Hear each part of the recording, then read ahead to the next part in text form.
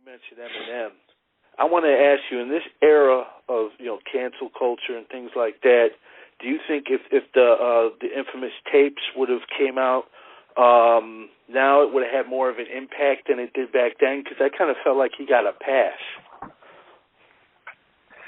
Yeah, I'm sure it would have been different in today's world, where there's social media and so many other things that didn't exist back then.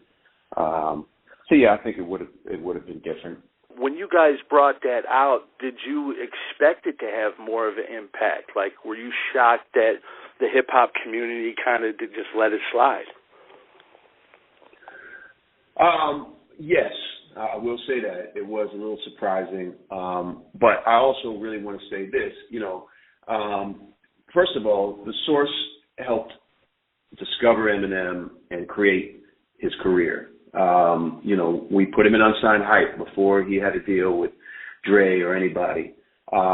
He became the first white person ever on the cover of the Source when he got his first cover. And he won Lyricist of the Year at the Source Awards, I think in 99 or 2000. So we had a lot to do with supporting him and helping launch his career and giving him credibility, et cetera. When the whole situation happened and kind of got started, I don't think it was never personal with Eminem. I've never really gotten to know Eminem. I've met him once in passing, but I've never had any conversations with him, so I don't know him personally.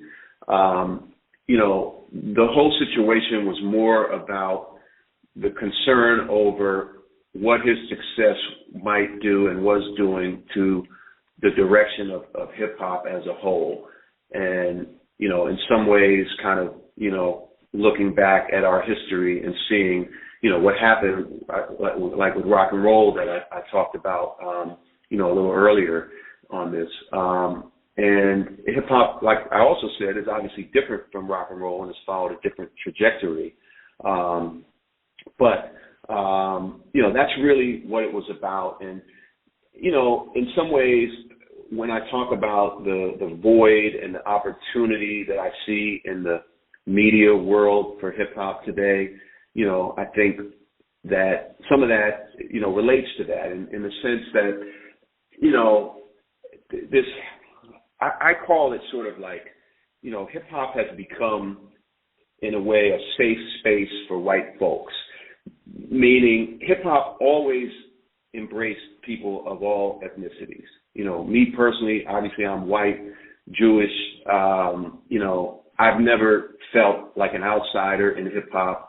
I do, consider myself a visitor in a sense because, as a white man, I've always recognized that, this is a culture that was born out of, the struggles, the pain, the hardships of, primarily our black and brown communities that have been victimized for hundreds of years and still today by racism, systemic racism, all the things that have created the kind of generational poverty and other, many other things that plague those communities.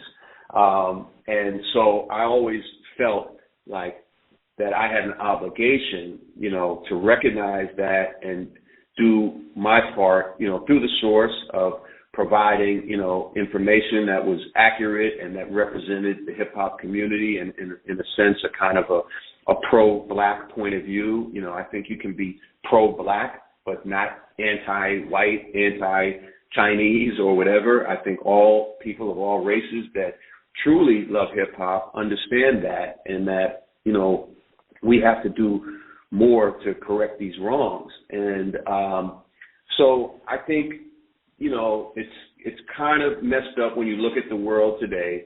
Hip hop has become this, multi-billion-dollar business all over the world, generating billions of dollars. But our communities, our inner city communities, now it's spread, into suburbs, but our disadvantaged communities are still suffering, if not the same, worse than it was 20, 30 years ago when hip hop was talking about all these issues of, police brutality and many, many other things. And that's something that bothers me, that I feel like hip hop has had an obligation and should have done more to change those conditions, and that it could.